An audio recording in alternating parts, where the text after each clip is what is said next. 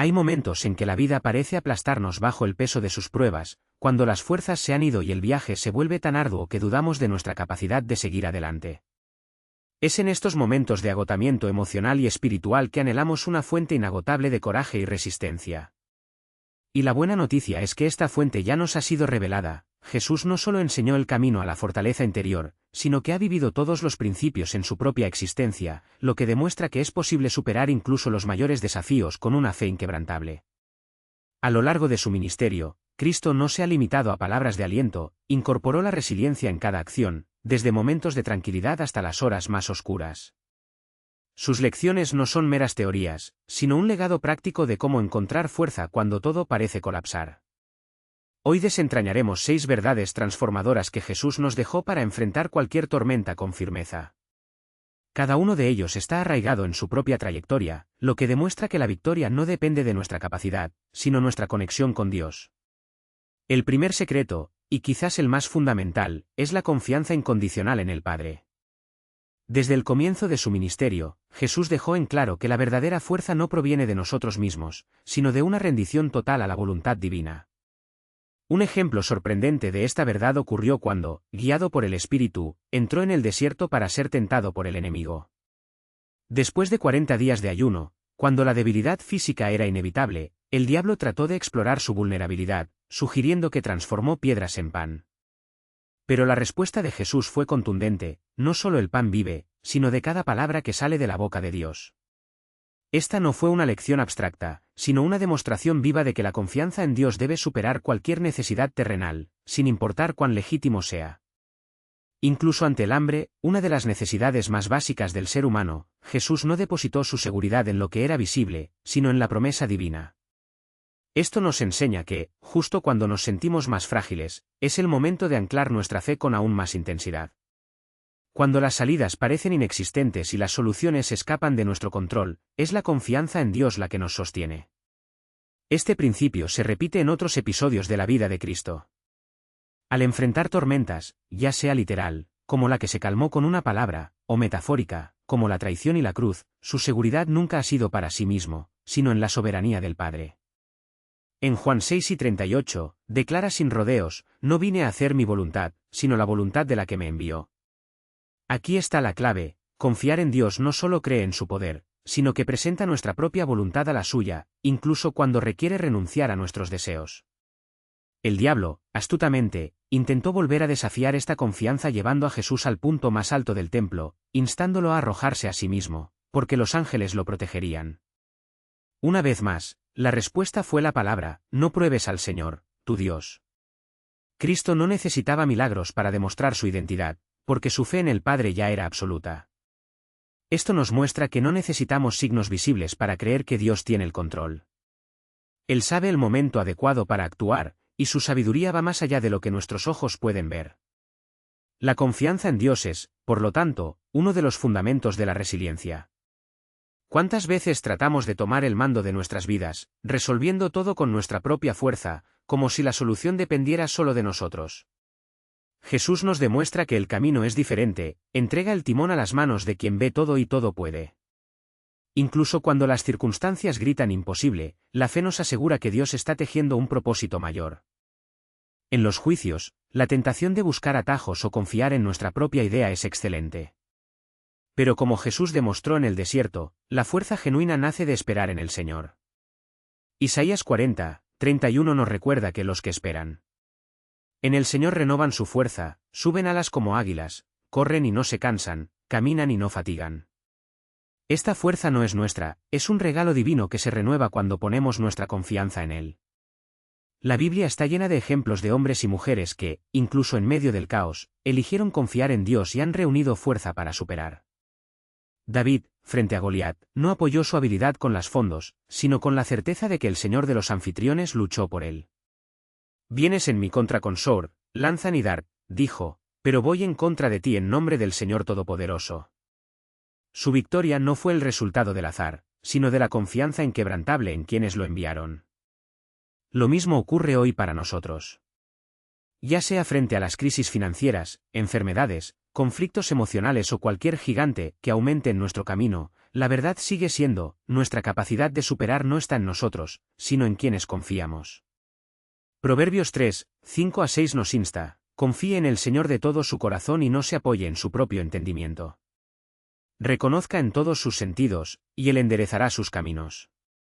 Esto significa que en cada decisión, en cada miedo, en cada desconocido, nuestro primer movimiento debe ser darle a Dios, no como un último recurso, sino como el primer acto de sabiduría. Hay momentos, es cierto, cuando los planes de Dios nos parecen incomprensibles. Cuando Lázaro murió, muchos se preguntaron por qué Jesús no lo había sanado antes. Pero Cristo, firme en su confianza, declaró: esta enfermedad no terminará en la muerte, sino a la gloria de Dios, para que el Hijo de Dios sea glorificado a través de ella. Y en el momento adecuado, Lázaro se levantó, demostrando que la fe en la voluntad y el tiempo de Dios siempre resulta en algo mucho más grande de lo que imaginamos. Finalmente, es esencial entender que confiar en Dios no es un acto puntual, sino un estilo de vida. Con cada nuevo desafío, con cada curva inesperada, estamos llamados a renovar nuestra entrega. Como Pablo nos enseña en Filipenses 4, 6-7, no debemos estar dominados por la ansiedad, sino presentar todo a Dios en oración, con acción de gracias. Y luego, la paz de Dios, que excede toda comprensión, mantendrá sus corazones y sus mentes en Cristo Jesús. Esta paz no depende de las circunstancias, emana de la que nos fortalece para enfrentar cualquier batalla. El segundo secreto para una vida resistente es la oración persistente. Jesús no solo enseñó a sus discípulos a rezar, él mismo hizo la oración su refugio en cada momento decisivo. Uno de los ejemplos más conmovedores de esta práctica ocurrió en Getsemane, cuando, frente a la inminencia de la cruz, cayó en angustia, pero permaneció firme en su comunión con su Padre. En el apogeo de su angustia en Getsemane, Jesús se retiró a rezar, tomando a Pedro, James y Juan, sus discípulos más íntimos. Allí, en la oscuridad de esa noche, vertió su alma ante el Padre con palabras que hacían eco hasta el día de hoy: mi alma está profundamente triste, en una tristeza mortal. Mateo 26, 38. Este momento no es solo un registro de vulnerabilidad divina, es una invitación urgente para nosotros. Nos dice que incluso en las horas más oscuras, la oración es el cordón umbilical que nos une al corazón de Dios, no como un último recurso, sino como la primera y más poderosa respuesta al dolor. Jesús no rezó una vez y se rindió. 3 veces se ha pronunciado a sí mismo en una súplica, demostrando que la oración no es un acto aislado, sino un diálogo continuo con el Padre. Su persistencia no era un signo de falta de fe, sino de fe tan profunda que no estaba contento con respuestas superficiales. No solo le pidió al cáliz del sufrimiento que fuera eliminado, si es posible, sino que, sobre todo, dio su voluntad. Sin embargo, no es como quiero, sino como quieres. Mateo 26, 39.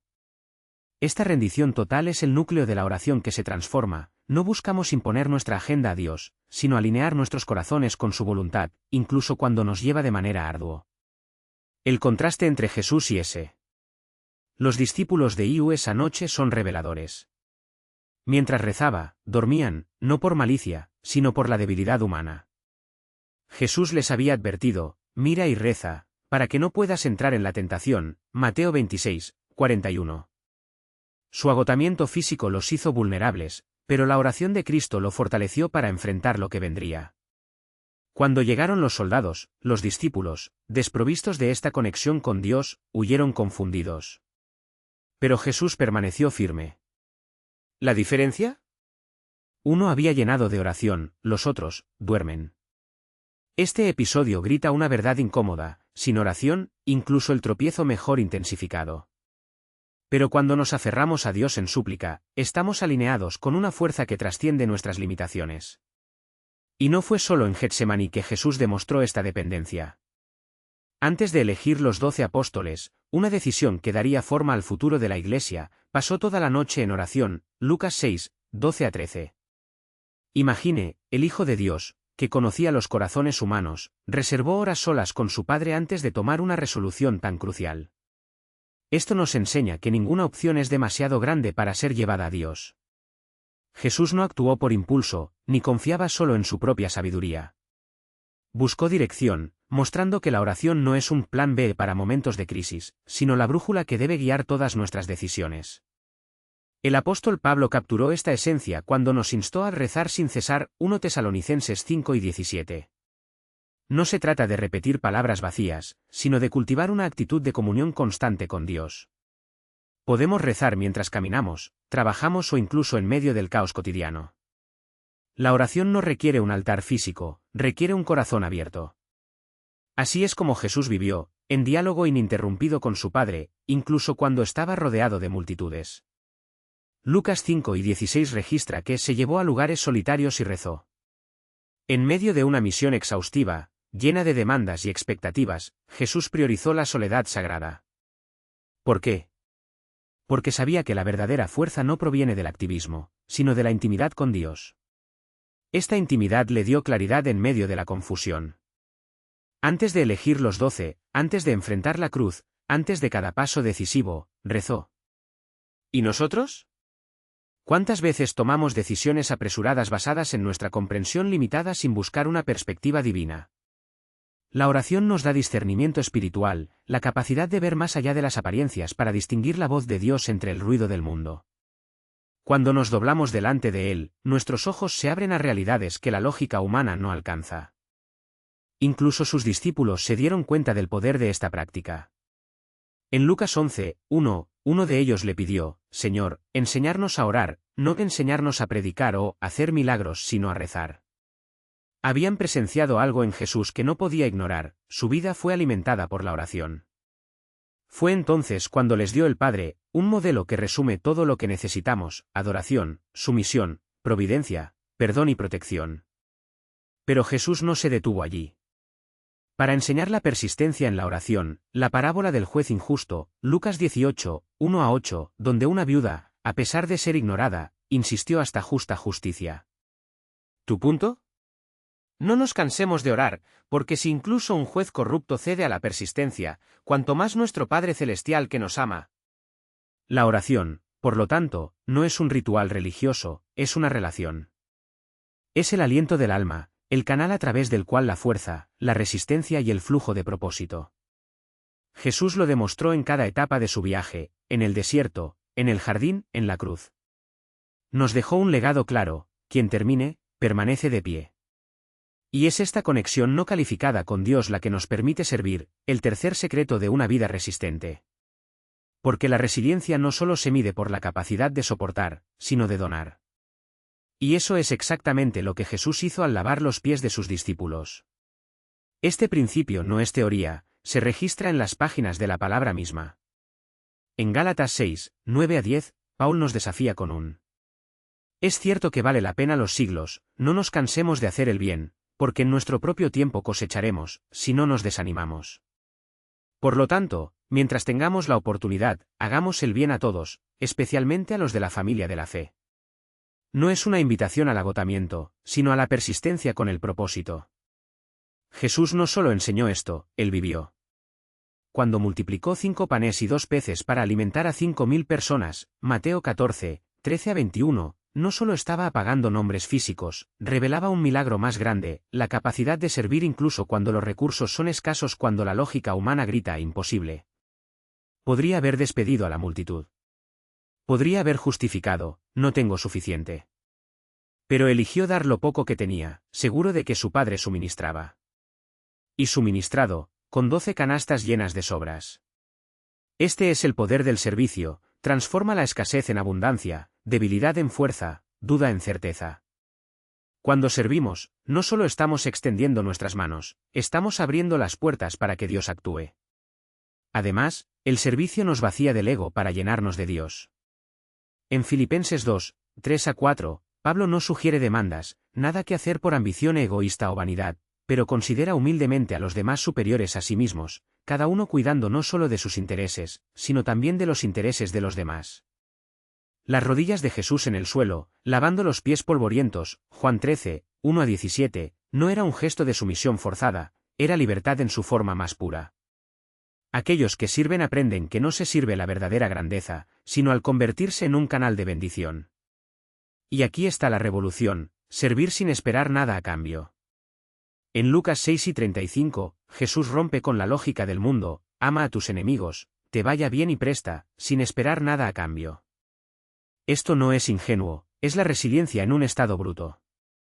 Continúe haciendo el bien cuando no hay aplausos, cuando no hay una recompensa visible, cuando incluso la gratitud se silencia, esto forja un personaje inquebrantable. Porque los que sirven esto no dependen de la validación de los hombres, depende solo de Dios. Y esta dependencia es nuestro escudo en las batallas de la vida. Pero el servicio va más allá, es una reunión con Cristo. En Mateo 25, 35 a 40, Jesús revela un misterio sagrado: tenía hambre, y me di a comer, tenía sed y me dio a beber, era extranjero y me quedé, necesitado, y nos vimos. Te digo que usted, cada vez que lo hiciste a uno de estos mis hermanos, para mí. Cada acto de servicio es un beso en el rostro de Dios. Cada mano extendida a los necesitados es una oración que aumenta como incienso. Quien sirve, no solo fortalece a los demás, fortalece su propia alma. Jesús no dejó dudas, la grandeza se mide por la capacidad de servir. En Mateo 20, 26 a 28, se pone al revés los estándares del mundo: el que quiere ser grande entre ustedes será su sirviente, y quien quiera ser el primero será su esclavo, ya que el Hijo del Hombre no ha llegado a ser atendido, sino para servir y dar su vida en rescate por muchos. No es un llamado a la servidumbre opresiva, sino a la libertad de aquellos que encuentran su valor en la bendición. Para aquellos que sirven descubren una fuerza que no hay título, sin riqueza, ningún poder humano puede ofrecer, la fuerza de un corazón alineada con la de Cristo. Y hay una promesa en esto: lo que plantamos hoy, Dios cosechará mañana. Hebreos 6 y 10 es un sello divino sobre nuestro trabajo: Dios no es injusto, no olvidará su trabajo y amor que ha demostrado a su nombre, mientras sirve y continúa sirviendo a sus santos. Cada acto de servicio es una semilla eterna. Tal vez no vemos la fruta ahora. Tal vez la cosecha viene solo en el cielo. Pero Dios no pierde el proyecto de ley. Él ve que cada lágrima arroja un secreto, cada sacrificio hecho sin reconocimiento, cada uno sí cuando el cuerpo preguntó no. Y en el momento adecuado, Él mismo será nuestra recompensa. Por lo tanto, servir no es una carga, es el secreto de una resistencia que el mundo no entiende. Porque los que sirven aprenden a vivir más allá de sí mismos. Y es en este más allá que encontramos la fuerza para enfrentar las tormentas. Porque cuando nuestros ojos se fijan en las necesidades de los demás, nuestros propios dolores pierden el poder de paralizarnos. Y luego llegamos al cuarto secreto: fe que no debilita lo imposible. Jesús, en su viaje terrenal, nos dejó un manual de cómo caminar sobre las aguas cuando todo lo alrededor parece hundirse. Uno de los momentos más vivos de esta enseñanza es en Mateo 8, 23 a 27, cuando él y sus discípulos cruzaron el mar de Galilea. De repente, el cielo se cerró, los vientos aullaron, las olas se tragaron el bote. Los discípulos, los pescadores experimentados, temblaron de miedo. ¿Y Jesús? Durmió. No por indiferencia, sino por absoluta confianza. Cuando se despertaron, desesperados: sálvanos, Señor. Morámonos. No calmó el mar primero. Primero, calmó sus corazones: ¿por qué tienes tan poca fe? Solo entonces, con una palabra, silenció la tormenta. Este episodio no se trata solo de un milagro, es donde ponemos nuestro peso cuando la vida se derrumba. Jesús no los reprendió por debilidad, sino por la falta de enfoque: miraron las olas, no la que los camina. La fe no es la ausencia de miedo, es la opción de confiar cuando el miedo llama a la puerta. Y Jesús lo vivió hasta el final. En la cruz, cuando la oscuridad cubría la tierra e incluso Dios parecía distante, no chocó por escapar, gritó por confianza: Padre, en tus manos doy mi espíritu, en tus manos. Lucas 11 y 46. Esta es la fe que sostiene cuando todo se desmorona, la certeza de que incluso cuando no vemos la salida, Dios está tejiendo la victoria. Otro ejemplo que grita esta verdad es la mujer de flujo de sangre, Marcos 5, 25 a 34. 12 años de dolor, humillación, médicos que solo tomaron dinero y esperanza. Pero ella escuchó de Jesús y decidió: si solo toco tu capa, me curaré. No había lógica. No había garantía. Solo una fe terca que se aferró a la promesa. Y cuando lo hizo, lo imposible doblado. Jesús no solo la sanó, él la llamó hija. Porque la verdadera fe no se trata del tamaño del milagro que preguntamos, sino sobre el Dios en el que confiamos.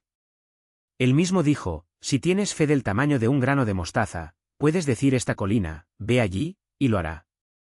Nada será imposible para ellos, Mateo 5 y 20. No se trata de la cantidad de fe, sino de su objeto. Un grano de mostaza es pequeño, pero cuando se planta, crece hasta que se convierte en un árbol. Esto es fe, puede comenzar como un suspiro tembloroso, pero cuando está anclado en Dios, mueve las montañas. Y aquí está la belleza, la fe no nos libera de las tormentas, nos permite navegarlos. En Juan 2:27, Jesús deja una herencia que ningún dinero puede comprar: les dejo la paz, mi paz les da. No lo doy como el mundo le da. La paz del mundo depende de las circunstancias. La paz de Cristo depende de Él. Cuando la fe es nuestra base, incluso en medio del caos, nuestros corazones pueden descansar. Porque sabemos, Dios no nos ha prometido un mar tranquilo, sino un ancla que nunca se rompe. Una entrega diaria, un acto de coraje que rompe las corrientes del pasado y abre las puertas del futuro. No es un gesto único, sino un estilo de vida, porque el perdón, como la fe, no es un destino sino un viaje. Cada vez que elegimos liberar el dolor en lugar de alimentarlo, estamos replicando el corazón de Dios, que no nos trata de acuerdo con nuestros errores, sino de acuerdo con su misericordia. Salmo 103, 10. Y aquí está la verdad liberadora: perdonar no es absolver el error, sino negarse a dejar que el error nos defina. Imagine llevar una mochila llena de piedras, cada una de ellas una ofensa, una traición, una palabra cruel. Con cada paso, el peso aumenta hasta que apenas puede moverse. El perdón es tomar una piedra a la vez, hasta que finalmente pueda correr libre. Jesús no nos pide que ignoremos el dolor, sino que se lo damos. En 1 Pedro 5, 7, estamos invitados a arrojar toda nuestra ansiedad sobre Él, porque Él tiene cuidado con nosotros. Esto incluye fe. Corazones del corazón.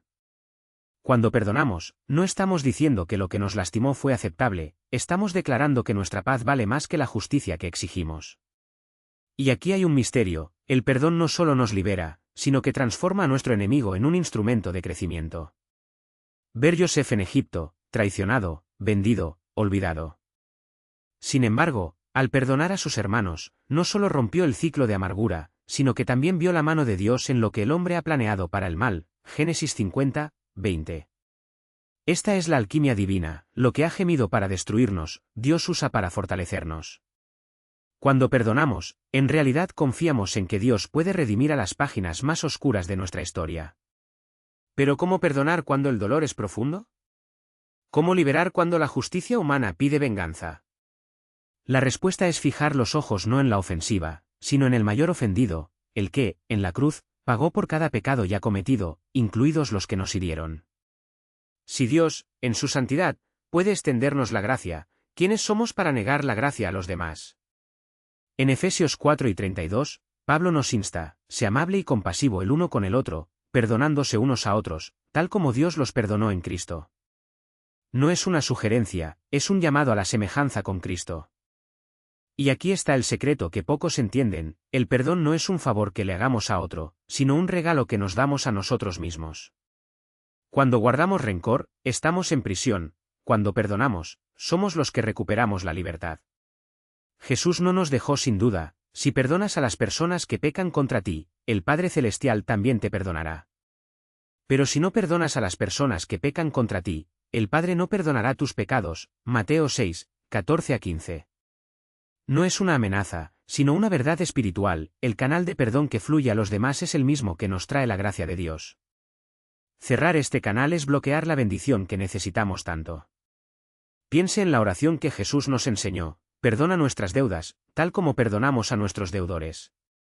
No es una coincidencia que el perdón esté en el centro del Padre.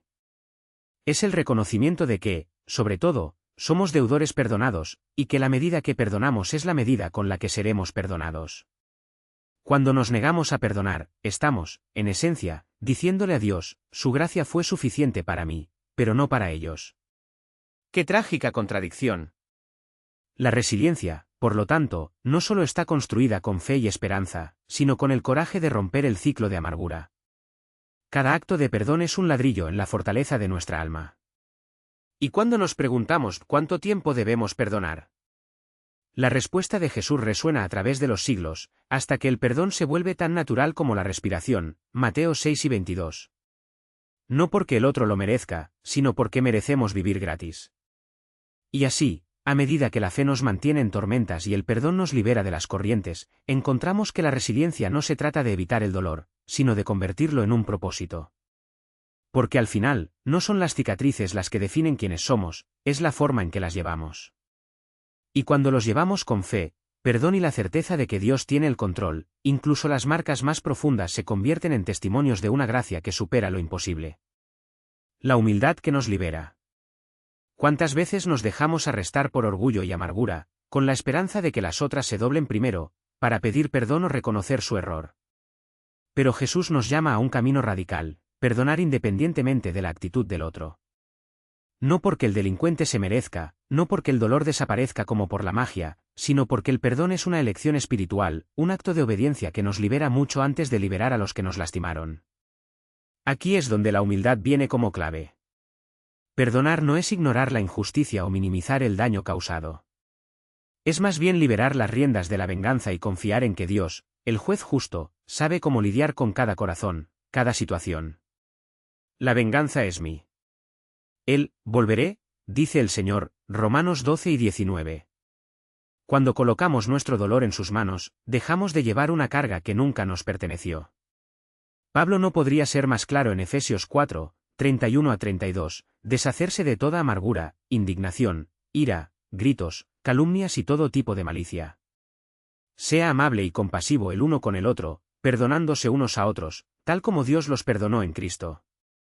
El perdón no es un favor que le hagamos a otro, es un regalo que nos damos a nosotros mismos. Es la decisión de no dejar que el veneno del resentimiento sea erosión a nuestra alma, robando nuestra paz y nuestra capacidad de amar. Y aquí está la verdad transformadora: perdonar no es olvidar, sino elegir no ser rehén del pasado. No es una cuestión de justificar el error de los demás, sino de romper las corrientes que nos mantienen atrapados al dolor. Cuando sonamos al otro, y a nosotros mismos, desde esta prisión, hacemos espacio para que Dios restaure lo que se rompió. Porque la resiliencia no nace de la ausencia de heridas, sino de la capacidad de caminar a pesar de ellas, con un corazón ligero y los ojos fijados en la gracia que nos sostiene. El sexto secreto: rendirse a la voluntad de Dios. Si hay un ejemplo máximo de resiliencia espiritual, es Jesús en Getsemane. En Lucas 10 y 42, él reza: Padre, si quieres, se aleja de mí este cáliz, sin embargo, mi voluntad, pero el tuyo. En estas palabras está la esencia de la fuerza que supera lo imposible, la rendición total a la soberanía de Dios, incluso cuando su plan parece doloroso o incomprensible. Jesús no negó el peso de la cruz. Sudaba sangre en agonía, pero aún así decidió confiar. No porque el dolor fuera más pequeño, sino porque sabía que el Padre siempre actúa a propósito.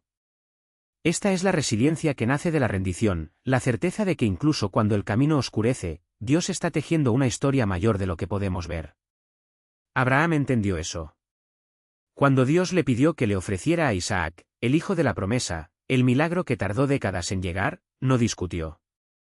No porque fuera insensible, sino porque su fe estaba anclada en algo más grande que sus emociones, en la fidelidad de un Dios que cumple lo que promete, Génesis 22. Y en el momento crítico, cuando el cuchillo ya estaba criado, Dios proporcionó el cordero.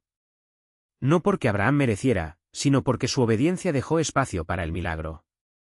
Esto nos enseña que aceptar la voluntad de Dios no es pasividad, es coraje.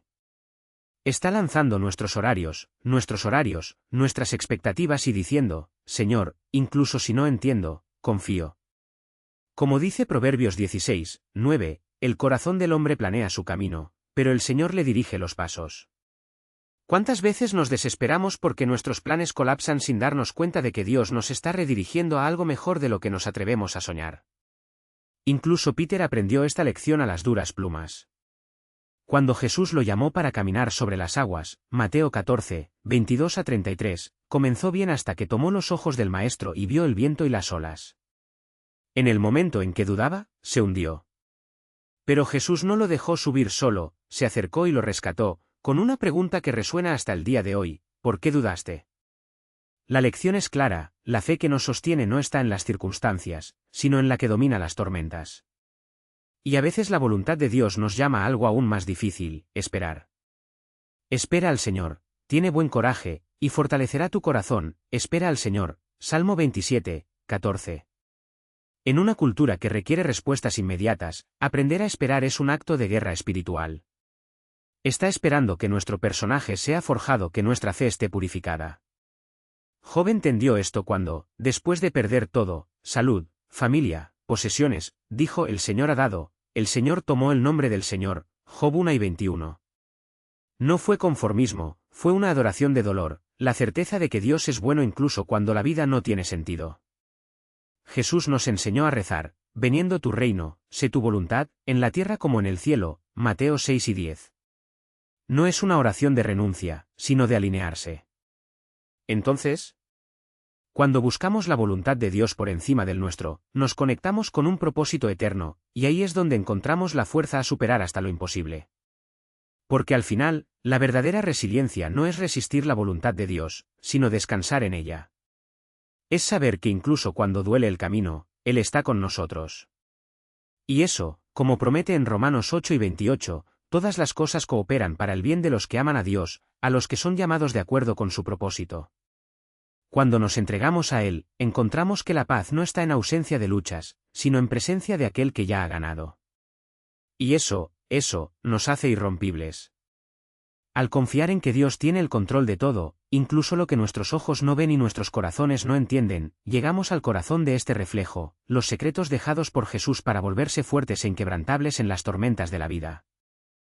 No son mágicos, sino pilares inquebrantables: confiar en Dios como nuestro refugio, rezar como un aliento del alma, servir a los demás como una expresión de amor, mantener la fe cuando la noche parece eterna, perdonadora como un acto de libertad y abandonándose a la voluntad de la que teje nuestros días con el propósito.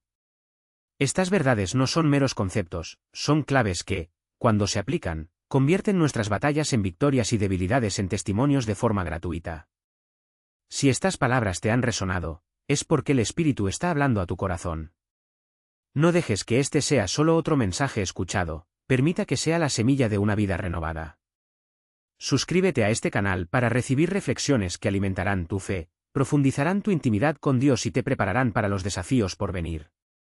Cada uno es un grito de amén a lo que el Señor está haciendo en ti, y cada intercambio es una oportunidad para extender tu mano a alguien que necesita escuchar: no estás solo. Dios está contigo. Juntos estamos llamados a ser portadores de la luz de Cristo, no solo a los consumidores de contenido, sino multiplicadores de esperanza. Que el Señor te vierta la fuerza necesaria para cada paso, el coraje para cada decisión y la paz que excede toda comprensión. Hasta el próximo reflejo, donde continuaremos desentrañando los misterios del amor que nunca falla. La bendición de Dios está sobre ti. Cara sonriente levantando las dos manos destellos.